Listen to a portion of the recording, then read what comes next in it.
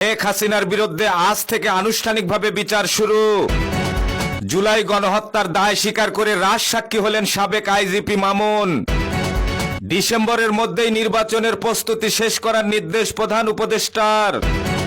দেশমাতৃকার অখণ্ডতা রক্ষায় নবীন সৈনিকরা প্রয়োজনে জীবন দিবে বললেন বিজিবি প্রধান।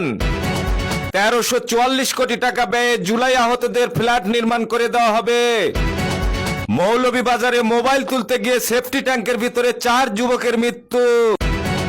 নির্বাচন পিছিয়ে দেওয়ার ষড়যন্ত্রকারীদের বিচার হবে বললেন আমিনুল হক। ভারতের মদদে হাসিনা সরকার গুম খুনের রাজত্ব চালিয়েছে বললেন নাহিদ ইসলাম। তসবিহ হাতে আদালতের সাবেক মন্ত্রী দীপু মনি। রোজার আগে নির্বাচন হতে পারে বললেন প্রেস উইং।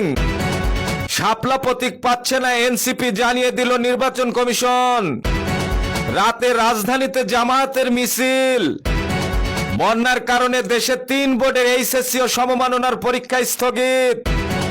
15 বছরের লুটপাট তদন্তে বাংলাদেশ ব্যাংকের 3 সাবেক গভর্নরের নথি তলব। চট্টগ্রামে স্ত্রীকে খুন করে 11 টুকরো করে গ্রিল কেটে পালালো স্বামী। আবারও আন্দোলনে যাচ্ছে প্রাথমিক শিক্ষকরা। বাংলাদেশ যুক্তরাষ্ট্রের 3 দিনের শুল্ক আলোচনা শুরু। হত্যা মামলায় আরশা প্রধান 3 দিনের রিমান্ডে। হাসিনার অধ্যায় শেষ, আওয়ামী লীগ আর ফিরবে না বললেন হাসনাত আব্দুল্লাহ। $10 লাখ বিনিময়ে ভারতীয় নার্স পিয়াকে বাঁচানোর চেষ্টা। এবার পদ্মা সেতু রক্ষা প্রকল্প বাদে ভয়াবহ ভাঙ্গন, আতঙ্ক। 999-এ ফোন, অতিবৃষ্টিতে আটকে পড়া 8 পর্যটক উদ্ধার। ভারী বৃষ্টিপাতে সতর্কতা, চট্টগ্রামে ভূমিধসের আশঙ্কা।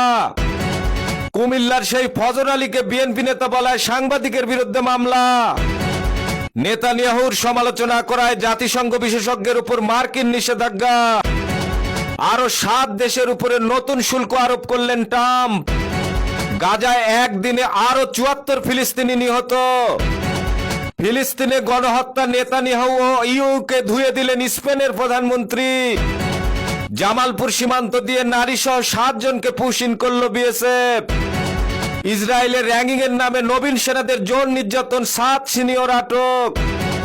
রংপুরে নিয়ন্ত্রণ হারিয়ে যাত্রীবাহী বাস পুকুরে, নিহত 3। শক্তিশালী ভূমিকম্পে কেঁপে উঠল নয়াদিল্লি। ভয়াবহ রূপ নিয়েছে যমুনার ভাঙ্গন। ফেনীতে ভয়াবহ বন্যায় প্লাবিত হচ্ছে একের পর এক গ্রাম। চাঁদপুরের হাজীগঞ্জে অস্ত্রসহ কিশোর গ্যাংয়ের 6 সদস্য গ্রেপ্তার।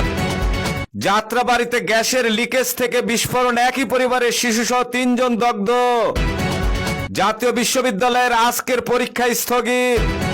শিশুকে হত্যার হুমকি দিয়ে ধর্ষণ, গ্রেপ্তার দেবর।